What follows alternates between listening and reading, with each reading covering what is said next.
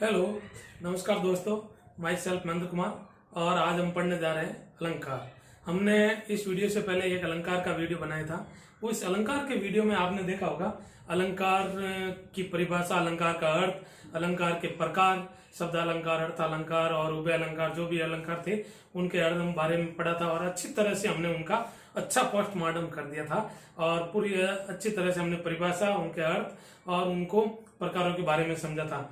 अब अलंकार ले तो सबसे पहले शब्द अलंकार लेते हैं। शब्द अलंकारों में पहला अलंकार लेंगे अनुप्रास अलंकार। अनुप्रास अलंकार बहुत ही सरल सा, सिंपल सा और सबसे ज्यादा परीक्षा में पूछे जाने वाला अलंकार है। इस अलंकार को हर परीक्षा में लगभग पूछा जाता है।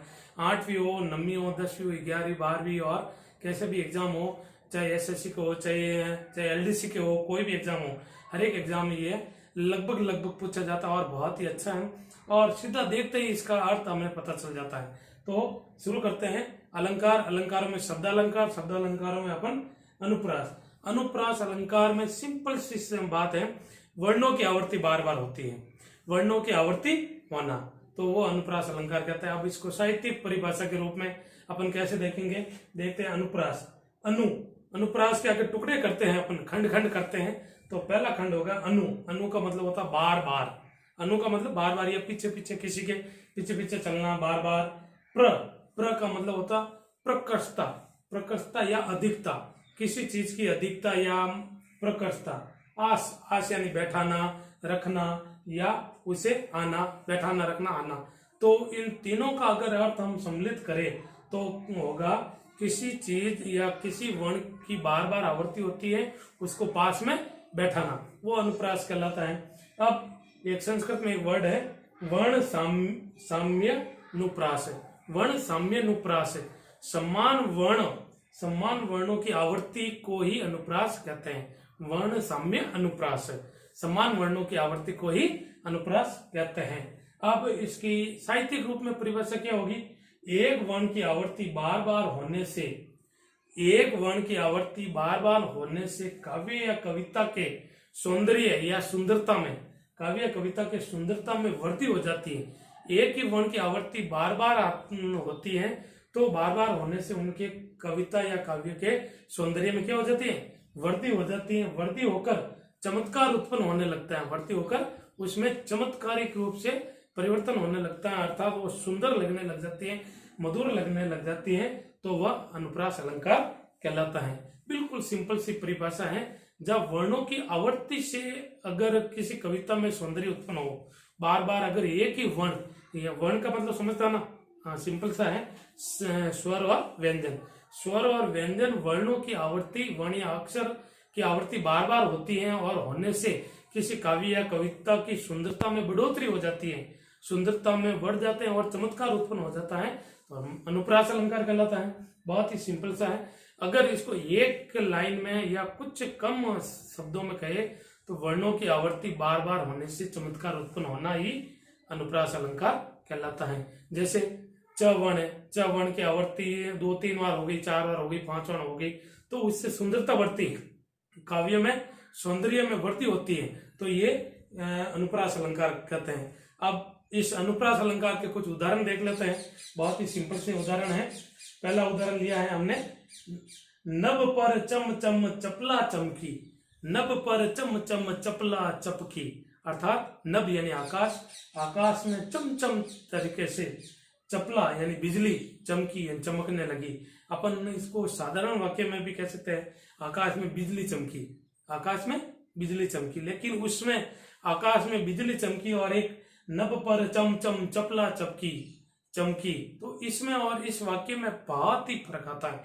तो यही होता है, यही कि जो हमने पहले बताया था, किसी औरत को अगर सुंदर गहने पहना दिए जाए, उनके सुंदर मुख को सुंदर गहने पहना दिया जाए तो उसका मुख और भी चमकने लग जाता है।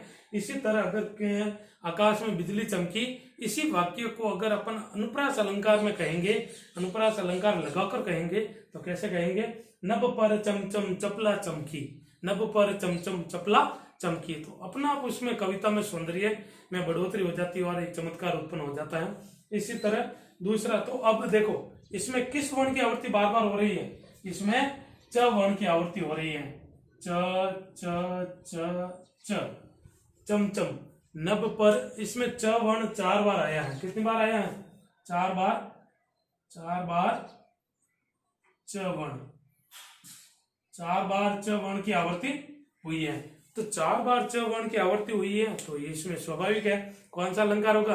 अनुप्रास अलंकार होगा। दूसरा उदाहरण, भगवान भक्तों की भयंकर बुरी भीति भगाइए। एक तो अपन भगवान को सीधा ही अपन कहते हैं, हे भगवान हमारे दुख दर्द दूर कीजिए, दुख हमारे दुखों को दूर कीजिए। ये तो हो गए सिंपल। इसमें भगवान भी थोड़े खुश कम होते हैं। लेकिन अगर किसी बात को अपन मस्का लगा कर कहे या कहे कि इसको अलंकारिक रूप में, अलंकार भाषा में कहे, तो कैसे कहेंगे? भगवान भक्तों की भयंकर बुरी भीति भगाइए। अब देखिए इसमें भ वर्ण का अपन ने कितनी बार प्रयोग किया? 1 बार, 2 बार, 3 बार, 4 बार, 5 बार और 6 बार। देखिए इसमें 6 बार एक भ वर्ण की आवृत्ति हुई है। 6 बार भ वर्ण की आवृत्ति हुई है। भगवान भक्तों की भयंकर बुरी प्रीति भगाइए। तो इसमें 6 बार भ वर्ण की आवृत्ति हुई है। 1 2 3 4 5 6। तो इसको अपन अलंकारिक भाषा के रूप में कहा, कितना सुंदर लगता है, सुनने भी सुंदर, बोलने भी सुंदर और पढ़ने में भी अच्छा लगता है। तो इसमें अनुप्रास अलंकार आएगा। मेरे प्यारे दोस्तों, मेरे प्यारे स्टूडेंट, आप सभी कान खोलकर सुन लेना। अनुप्रास अलंकार का अगर उदाहरण आ गया परीक्षा में तो गलत नहीं करके आओगे। अगर गलत कर दिया, आरपीसी के मेरे दोस्तों, आरपीसी वाले, एसएससी वाले, एलडीसी वाले, जो भी कोई एग्जाम दे रहे हैं, वो भी सभी के लिए, सभी ध्यान से सुन लेना। अनुप्रास अलंकार बिल्कुल आप गलत करके नहीं आओगे। गलत कर दिया तो आपकी और हमारी मेहनत बिल्कुल पानी में चली जाएगी। इस लॉकडाउन में अपन ऑनलाइन का प्रयास कर रहे हैं, ये मेहनत सिर्फ आपके लिए है और आप मेहनत कीजिए, मैं आपको सहयोग करूंगा, हम अपन दोनों मिलकर मेहनत करेंगे। तो तीसरा उदाहरण लेते हैं, तरणी तनुजा तट तमाल तरवर बहु छाये। तरणी तनुजा तट तमाल, यानी तनुजा यानी यमुना नदी के किनारे पर तमाल के पेड़ बहुत सुंदर छाए। ऐसे कह सकते हैं कि तमाल के पेड़ यमुना नदी पर छाए हुए, लेकिन इसमें सुंदरता कम लगती है, इसमें ज्यादा लगती है। तरणी तनुजा तट तमाल तरवर बहु छाए। इसमें त वर्ण की आवृत्ति बार बार हुई है। 1 बार, 2 बार, 3 बार, 4 बार, तो 5 बार इसमें भी त वर्ण की आवृत्ति हुई है। ये चौथा उदाहरण है, कालिंदी कूल कदम की डारण। कालिंदी कूल कदम की डारण, कालिंदी नदी के किनारे पर कदम की डाली पर एक कोई बैठी है, उसके नीचे, कदम के डाली के नीचे कृष्ण भगवान अपनी बांसुरी बजा रहे हैं। तो इसका उदाहरण है। तो इसमें भी क वर्ण की आवृत्ति हुई है 4 बार। इसमें भी क वर्ण की आवृत्ति कितनी बार हुई है? 4 बार इसमें क वर्ण की आवृत्ति हुई है। तो ये कालिंदी कूल कदम की डारण। अंतिम एक उदाहरण है, चोरटी है गोरटी है चोरटी अहिर की। चोरटी है गोरटी है चोरटी अहिर की। बहुत ही सुंदर बेनी माधवदास ने राधा को एक चोरटी बताया है, राधा को एक चोरी करने वाला बताया है। कैसे बताया कि राधा ने सब अलग अलग तरह से उनके शारीरिक सौंदर्य का वर्णन करते हुए अंत में बेनी माधवदास कह रहे हैं कि इन्होंने कृष्ण के चित्त को चुरा लिया है, कृष्ण भगवान के मन को चुरा लिया है। अतः ये राधा क्या है? राधा गोरी तो है, लेकिन गोरी है, छोटी है, अभी किशोर अवस्था में है, फिर भी ये अहीरों की छोरी है। अहीरों की छोरी होते हुए ये क्या है? चोरटी है।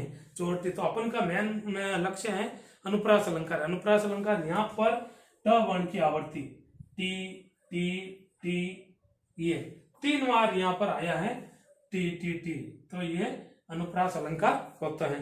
चोरटी, गोरटी, छोरटी, ये सब ये इसमें अनुप्रास अलंकार की, इसमें एक ही वर्ण की आवृत्ति बार बार हो रही है, तो यहाँ पर अनुप्रास अलंकार होता है। प्रिय दोस्तों, इन 4-5 उदाहरणों से आप समझ चुके होंगे कि हमने अनुप्रास अलंकार वर्णों की आवृत्ति बार बार होती है, तो अपन इसमें अनुप्रास अलंकार कहते हैं। एक किसी पिक्चर का भी गाना है, चंदू के चाचा ने चंदू की चाची को चांदनी चौक में चांदी के चम्मच से चटनी चटाई। ये भी आपने सुना ही होगा। तो इसमें भी च वर्ण की आवृत्ति पता नहीं कितनी बार, 9-10 बार आवृत्ति हो रही है। चंदू के चाचा ने चंदू की चाची को चांदनी चौक में चांदी के चम्मच से चटनी चटाई। तो आप भी चटनी चट लेना, कौन सी चटनी? मेहनत की, ईमानदारी की और परिश्रम करने की। ऐसा नहीं कि लॉकडाउन है मौज करो, आपको 6 महीने हो गए आराम करते हुए, अब आपको मेहनत करनी है और मेहनत इतनी करनी है कि अपना लक्ष्य हासिल करना है। ऐसे नहीं कि आप ये उदाहरण सिर्फ बच्चों के लिए नहीं है, आपके लिए भी, आरपीसी के लिए जो कोई भी हिंदी का कंपटीशन देने जा रहे हैं, ऐसा ही जो पुलिस बनने जा रहे हैं उनके लिए भी है, ये सबके लिए भी काम आता है। तो ये अनुप्रास अलंकार के उदाहरण है। और कुछ है कि ये और कहते हैं, हाँ अभी आपने जो बताया था, वो हमारे स्टूडेंट बहुत ही बदमाश किस्म के हैं, वो पहले ही बोल देते हैं कौन सा, खड़क सिंह के खड़कने से खड़कती हैं खिड़कियां, खिड़कियों की खड़कने से खड़कता है खड़क सिंह। समझ में आया? नहीं आया?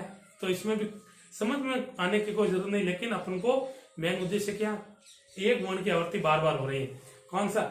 खड़क सिंह के खड़कने से खड़कती हैं खिड़कियां, खिड़कियों के खड़कने से खड़कता है खड़क सिंह।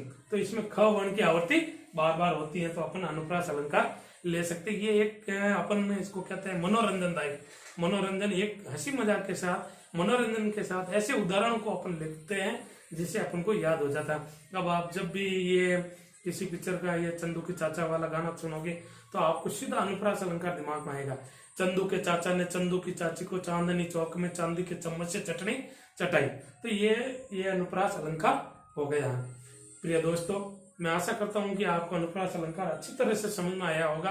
अब थोड़ा सा ये हाई लेवल मतलब जो 11वीं 12वीं या बीए तक के जो अनुप्रास अलंकार को पढ़ते हैं उनके प्रकार कई बार परीक्षा में पूछ लेते हैं। 8वीं 9वीं सीबीएसई 8, 9, 10 या 11, 12 में तो लगभग पूछते हैं, लेकिन कई बार आरबीसी में पूछ ले, 11, 12 में आरबीसी में तो पूछते हैं अनुप्रास अलंकार के प्रकारों को बताइए या उनके प्रकारों की परिभाषा देखिए। अपन क्या है, अनुप्रास अलंकार याद हो जाता है, अनुप्रास अलंकार के उदाहरण याद होता है, लेकिन उनके प्रकारों में अपन कंफ्यूज हो जाते हैं। तो आप अगर मेरे साथ सही ढंग से पढ़ लिया आपने, तो मैं आपको गारंटी देता हूं कि आप अनुप्रास अलंकार के प्रकारों को जीवन भर नहीं भूलेंगे। बिल्कुल सरल से उदाहरण है और बिल्कुल साधारण से उदाहरण है। चलिए पहला उदाहरण लेते हैं। देखो अपन इस लफड़े में पढ़ेंगे तो याद नहीं होगा, शॉर्ट तरीके से याद करते हैं। छेका, दूसरा है वर्त्या, तीसरा है सर्त्या, चौथा है लाटा और पांचवा है अंत्या। यानी वो एक पिक्चर थी ना, कौन सी, वही घातक फिल्म में वो कात्य होता है, उस कात्य के 7 भाई होते हैं, ऐसे ही कुछ नाम करके आपको भी ऐसे समझना है। अनुप्रास अलंकार के 5 भाई हैं। अनुप्रास अलंकार के कितने भाई हैं? 5 भाई हैं, और 5 भाई के नाम ऐसा ही है, उनके भी जैसे वैसे नाम थे वैसे ही इनमें भी नाम है। कौन कौन से? छेका, वर्त्या, सत्या, लाटा और अंत्या। छेका, वर्त्या, सत्या, लाटा और अंत्या, ऐसे स्पीड के साथ याद करना। छेका, वर्त्या, सत्या, लाटा और अंत्या। अंत्य यानी अंत में आता है जो अंत्या। और सबसे पहला आता है छेका का मतलब होता है चतुर, वर्त्या, सर्त्या, लाटा और अंत्या। ये 5 प्रकार अनुप्रास के होते हैं और 5 प्रकारों को अपन अच्छी तरह से देखेंगे। सबसे पहले लेते हैं छेकानुप्रास। छेका का शब्द का अर्थ होता है चतुर। छेका का शब्द का अर्थ होता है चतुर। जो काव्य रस में जो चतुर कवि होते हैं वो इसका ज्यादा प्रयोग करते हैं। जैसे इसकी परिभाषा देखेंगे, इसका सामान्य अर्थ देखेंगे, तब छोटा सा देखेंगे। किसी वर्ण की आवृत्ति एक बार हो, यानी अनुप्रास में देखा कि किसी वर्ण की आवृत्ति बार बार होने पर वो अनुप्रास अलंकार कहता है। लेकिन छेकानुप्रास में क्या होता है, किसी वर्ण की आवृत्ति एक बार हो, मतलब एक बार आ गया, जैसे क है, क एक बार आ गए और एक बार और आए, यानी कुल मिलाकर 2 बार आना। कुल मिलाकर 2 बार आना, किसी वर्ण का प्रयोग सिर्फ 2 बार ही होना, तो कौन सा कहलाता है? छेकानुप्रास। सिंपल परिभाषा है। छेकानुप्रास की परिभाषा क्या होगी? किसी वर्ण की आवृत्ति एक बार हो, एक बार तो खुद आ गए और एक बार और आ जाए, यानी कुल मिलाकर 2 बार आ जाए तो वह छेकानुप्रास कहलाता है। जैसे मोहनी मूर्ति सावली सूरती, मोहनी मूर्ति सांवली सूरती, नैना बने विशाल। कृष्ण भगवान के बारे में बताया है कि कृष्ण भगवान मोहनी मूर्ति, मोहन की जो मूर्ति है, सांवली सूरती, और उनकी सूरत कैसी है? सांवली है, हमारे तरह, आपकी तरह, मेरी तरह वो काले रंग के हैं, ऐसे सुंदर नहीं है। मोहनी मूर्त सांवली सूरत, कृष्ण भगवान की मोहनी मूर्त सांवली सूरत, नैना बड़े विशाल, और उनके कृष्ण भगवान की आंखें बहुत ही सुंदर हैं, नैना उसके बहुत ही सुंदर है। तो यहाँ पर अपन देखेंगे म वर्ण की आवर्ती एक बार हुई और दो बार हुई, सिर्फ दो बार हुई है। और इधर स वर्ण की आवर्ती एक बार हुई और दो बार हुई। मोहनी मूर्ति सांवली सूरत, तो म वर्ण की आवर्ती दो बार एक बार हुई और कुल मिलाकर कितनी बार आया? दो बार। यानी यहाँ पर भी म दो बार आया है और यहाँ पर भी स कितनी बार आया? सिर्फ दो बार आया है। इसी तरह से एक दूसरा उदाहरण, कानन कठिन भयंकर भारी घोर घाम हिम बार बयारी। कानन कठिन भयंकर भारी घोर घाम हिम बार बयारी। यहाँ पर भी कानन कठिन क वर्ण आया है और एक बार वर आया कठिन, तो क वर्ण की आवर्ती सिर्फ दो बार हुई है। भयंकर भारी यानी यहाँ पर भी दो बार हुई है, ब वर्ण की आवर्ती हुई है। घोर घाम घ वर्ण की आवर्ती दो बार हुई है। बार बयारी ब वर्ण की आवर्ती भी दो बार हुई है। अतः इसमें कौन सा अलंकार होगा? अतः इसमें छह का अनुप्रास होगा। अनुप्रास का जो उदाहरण है वो छह का अनुप्रास होगा। दूसरा अनुप्रास का प्रकार लेते हैं वर्त्य अनुप्रास। वर्त्य अनुप्रास बहुत ही सिंपल सा, ये छह का अनुप्रास का उल्टा है। छह का अनुप्रास में तो किसी वर्ण की आवर्ती एक बार होती है और वर्त्य अनुप्रास में एक वर्ण दो या दो से अधिक बार आए। एक वर्ण की आवर्ती दो या दो से एक वर्ण की आवर्ती दो से अधिक बार आए, दो नहीं, दो से अधिक बार आए। कम अगर दो बार आएगा तो छह का अनुप्रास होगा और दो से अधिक बार आएगा तो क्यों कौन सा हो जाएगा? वर्त्य अनुप्रास। जैसे उदाहरण लेते हैं, भव्य भावों में भयंकर, भव्य भावों में भयानक भावना भरना नहीं। भव्य भावों में भयानक भावना भरना नहीं, तो इसमें भवन की आवर्ती कितनी बार हुई है?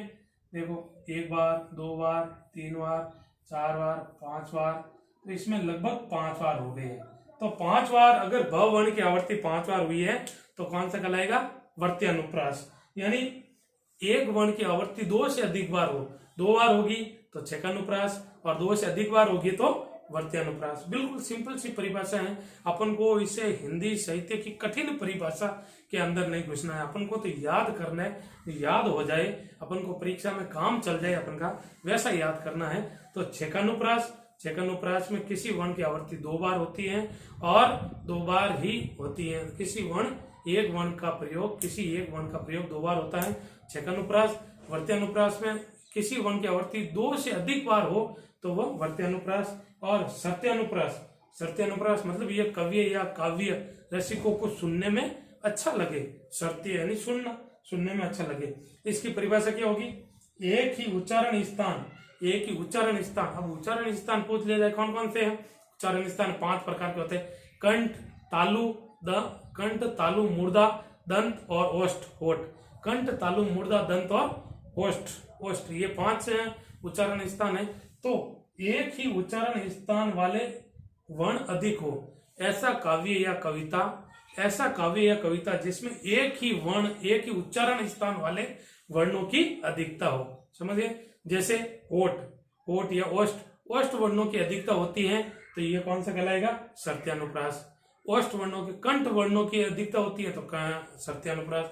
मूर्धा, दंत, ओष्ठ, जो भी ये उच्चारण स्थान, एक ही उच्चारण स्थान के वर्णों की आवर्ती होती है, बार बार आवर्ती होती है, तो ये क्या कहलाएंगे? सत्यानुप्रास। बिल्कुल सिंपल है।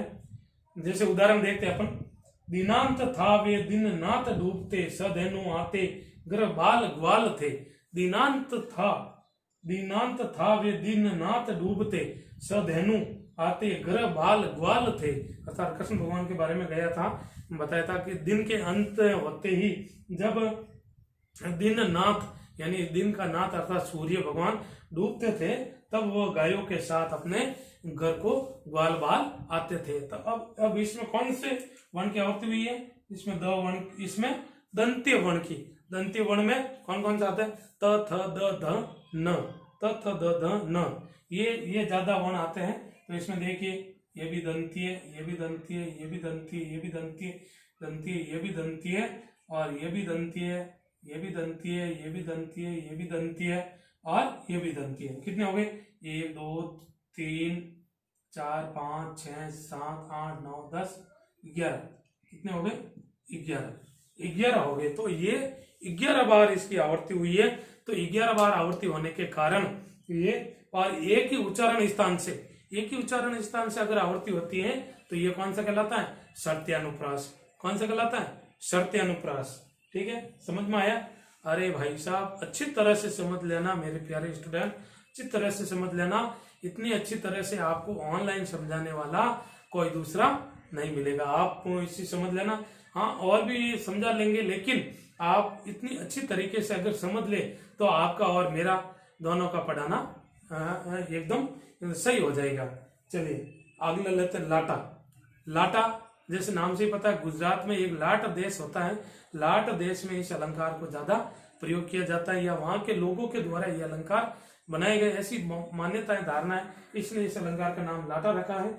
अब लाटानुप्रास देखिए, अगर इसकी परिभाषा को अपन देखते हैं तो आप देखते हैं, देखिए, जब किसी पद या काव्य में शब्द और अर्थ तो एक ही रहते हैं, शब्द और अर्थ तो एक ही रहते हैं, शब्द और उसका अर्थ भी एक ही रहते हैं, परंतु किसी अन्य पद के साथ अन्वय करने पर, अन्वय यानी मिक्सिंग करने पर, मिलाने पर या संबंध स्थापित करते ही इसका अर्थ भिन्न अर्थ हो जाता है, अर्थात उसका अर्थ परिवर्तन हो जाता है, उसका अर्थ बदल जाता है। मतलब कोई एक छोटा सा कोई परिवर्तन कर दे, अन्वय कर दे, उसके अंदर यानी ऊपर वाले शब्द और अर्थ पूरे रहते हैं, नीचे वाले भी शब्द और अर्थ वो के वो रहते हैं, लेकिन उसमें अगर थोड़ा सा भी परिवर्तन कर दे तो वो क्या कहलाएगा? लाटानुप्रास कहलाएगा। इसको और अच्छी तरीके से, सरल तरीके से समझते हैं। पूरे पद की पुनरावृत्ति हो, देखिए भाई साहब, सबसे पहले पूरा पद की पुनरावृत्ति हो, जो पद ऊपर लिखा है उसकी पुनरावृत्ति हो वापस। दूसरा, कुछ परिवर्तन मात्र करना, किंचित मात्र में उसका परिवर्तन करना, छोटा सा उसका परिवर्तन करना। ऊपर वाले पद हैं उसके नीचे वाले पद में थोड़ा सा कुछ किंचित मात्र परिवर्तन करना, परिवर्तन करते ही उसका अलग अर्थ प्रकट होने लग जाता है, उसका अर्थ अलग प्रकट होने लग जाता है। नहीं समझे? देखिए, पहले हैं, यानी सबसे पहले ऊपर का जो पद है उस पद की पुनरावृत्ति होना हो गई, ठीक है। फिर उस पुनरावृत्ति यानी दूसरे पद में थोड़ा सा परिवर्तन करना, थोड़ा सा परिवर्तन करते ही उसका पूरा अर्थ उल्टा हो जाता है, पूरा अर्थ बदल जाता है। जैसे आप देखो, उदाहरण से अपन ज्यादा समझेंगे। उदाहरण लेते हैं, पूत कपूत तो क्यों धन संचय, पूत सपूत तो क्यों धन संचय, या ऐसे कह सकते हैं, पूत सपूत तो क्यों धन संचय, पूत कपूत तो क्यों धन संचय। यानी पूत यानी पुत्र, सपूत यानी अच्छा बेटा, जो लायक बेटा होता है वो, तो क्यों धन संचय। अगर आपका बेटा सपूत है, अच्छा है, अगर आपका बेटा गुणवान है, तो उसके लिए धन संचित करने की, धन जमा करने की कोई जरूरत नहीं है, क्योंकि वो अपनी योग्यता से, अपने बल से, अपनी बुद्धि से, अपनी ताकत से वो खूब सारा धन इकट्ठा कर लेगा। और इसी बारे में अगर थोड़ा सा परिवर्तन कर दिया, सपूत के स्थान पर अपन ने कर दिया कपूत, पूत कपूत तो क्यों धन संचय। अगर पूत कपूत है तो फिर भी आपको धन संचित करने की आवश्यकता नहीं है, क्योंकि अगर बेटा अगर कपूत होगा, बुरा होगा, वह नशेड़ी होगा, गांजा होगा, चरस, ड्रग्स आदि इत्यादि लेता होगा, तो आपकी जो जमा प्रॉपर्टी है वो सारी वो मिट्टी में मिला देगा, धूल कर देगा, सारी रुपयों पैसों को धुआं कर देगा, धुआं कर देगा, वो ऐसे करके उड़ा देगा। तो इसलिए प्यारे दोस्तों, इसमें थोड़ा सा परिवर्तन किया गया, यहाँ तो हो गया सपूत और यहाँ हो गया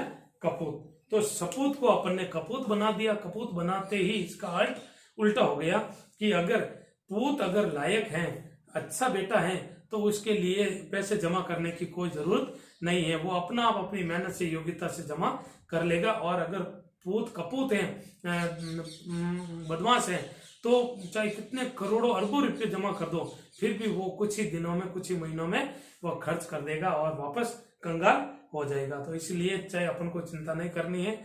बोले बाके बिहारी लाल की जय हो।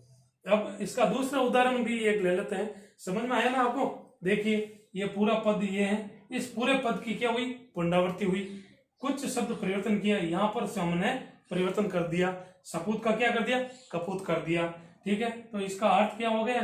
पूरे का निचले का पूरे का अर्थ अलग हो गया। देखिए, बाकी सब सेम है, पूत पूत, तो, क्यों क्यों, धन धन, संचय संचय, सब सेम है, सिर्फ एक स्थान पर परिवर्तन किया तो ये लाटानुप्रास होता है। लाटानुप्रास में यही होता है, पूरे पद की पुनरावृत्ति होती है, सिर्फ कुछ शब्द, कुछ एक पद किंचित मात्र में परिवर्तन करते हैं, कुछ एक शब्द की परिवर्तन करते हैं और इसका अर्थ अलग हो जाता है। लाटानुप्रास देखो ये काफी जनों को समझ में नहीं आता है, लेकिन आपको समझना है। अब इसका एक उदाहरण और लेते हैं।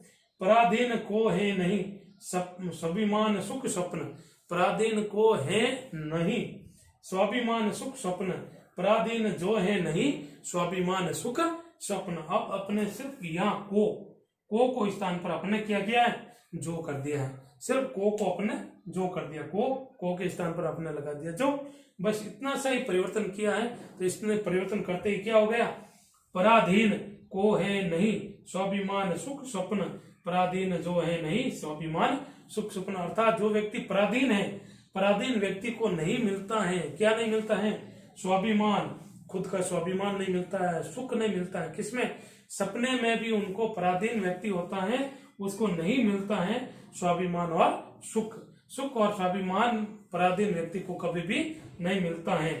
पराधीन जो है नहीं, अब कहा है जो व्यक्ति पराधीन नहीं है, जो व्यक्ति पराधीन नहीं अर्थात तो स्वतंत्र है, वो हमेशा सुख स्वाभिमान सुख स्वप्न, वो सपने में भी स्वाभिमानी और सुखी होता है। वह सपने में भी क्या होता है, स्वाभिमानी और सुखी होता है। तो देखो अपने सिर्फ को के स्थान पर जो किया और इसका अर्थ का पूरा अर्थ ही उल्टा हो गया। एक तो पराधीन हो गया, उसको सुख स्वप्न स्वाभिमान नहीं मिलता है, और एक जो वो सपने में भी सुख स्वप्न और स्वाभिमान के साथ जीता है, उसको सपना भी आता है तो खुद के स्वाभिमान का आता है, को सुख संपत्ति का आता है। और जो व्यक्ति पराधीन है, जो व्यक्ति प्रतंत्र है, जो व्यक्ति किसी बेड़ियों में बंधा हुआ गुलामी में है, वो सपने में भी स्वाभिमान और सुख की आशा नहीं करता है। तो ये लाटानुप्रास है।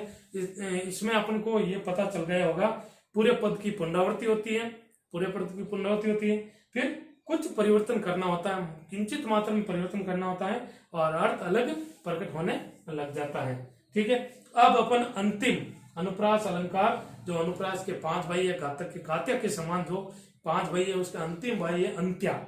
अंत्या आपको पता होगा, उसमें भी 7 भाई होते हैं, उसको पाल्ट देने का एक होता है, पाल्ट देने का शौक होता है, एक कुछ करता है कुछ करता है।